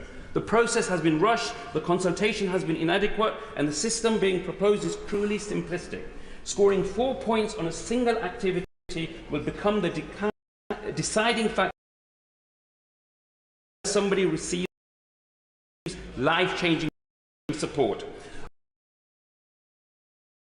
Roundtree Foundation, cutting disabled people create suitable jobs, especially in those areas of the country that have long had weaker jobs market. A disability that's close to my heart, which is visual impairment. Madam Deputy Speaker, there are 2 million people in this country living with a visual impairment. That is about to double by the year 2050. Yet 25% of employers would not be willing to make workplace changes, and 48% do not even have accessibility recruitment processes. And there's nothing addressing this issue. The government figures estimate that these changes will push approximately 150,000 people, including thousands of children, into poverty.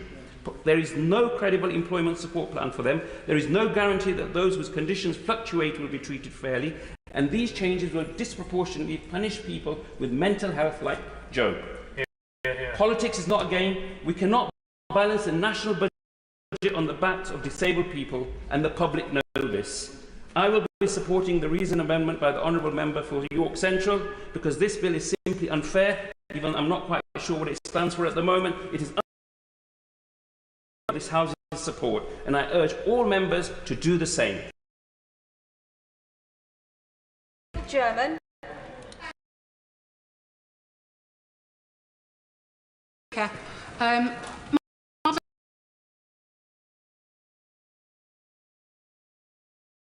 The topic of today's debate has been my overriding focus in recent months, and I want to thank my constituents and all organisations for their input, as well as the Secretary of State and the wider DWP team for listening to concerns and indeed acting on them with recent amendments.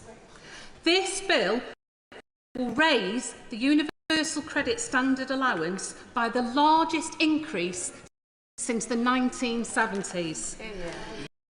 It will help gain of £265 a year.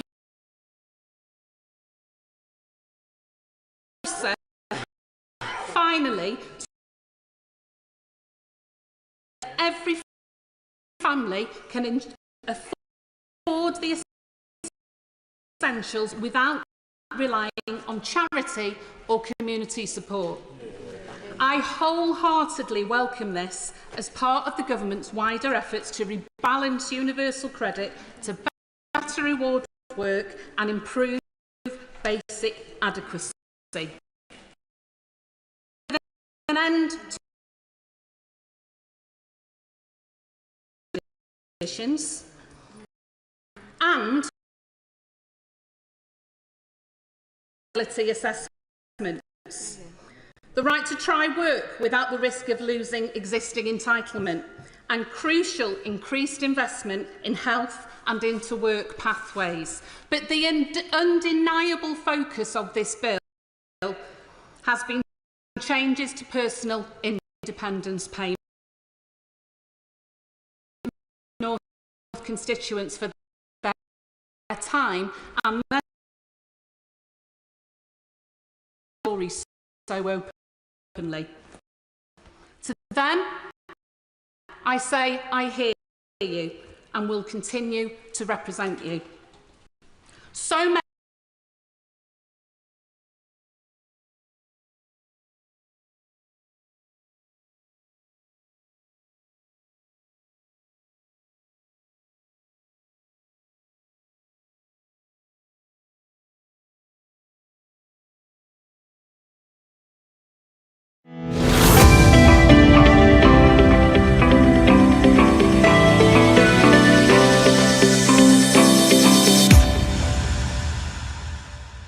Grow CFO is where finance leaders grow together. Join thousands of like-minded professionals using Grow CFO to access the combined knowledge and experience of the finance leader community. You can join us today, growcfo.net. Hello and welcome to the Grow CFO show. I'm your host, Kevin Appleby, and today I've got a returning guest, Melissa Horrington. Now, Melissa, last time we spoke on the show, we spoke all about servant leadership. I'm sure lots and lots of things have happened since then, and I thought it'd be good to catch up. Yes, thank you so much for having me. I'm excited to be here today. So, Melissa, before we get into the nitty-gritty, just remind folks about who you are, what you do. Yes, Melissa Harrington. I'm in Omaha, Nebraska, a place most people have never been, and that's okay. I'm not sure why you would come here, but right smack dab in the Midwest. I'm the CFO and VP of Operations of Premier Claims. We're a public adjusting firm, and we work property insurance claims, but we advocate on behalf of the policyholder. So we go toe-to-toe, head-to-head up against the insurance carrier and hold them accountable to paying out your insurance claim appropriately. I've been here, I just crossed 7 years with Premier Claims. Started a baby startup. I was employee number 4. And then actually since we talked, my last podcast with you was in our old office. We purchased a 44,000 square foot corporate headquarters. So it's been a fast and furious 7 years, a ton of learning lessons.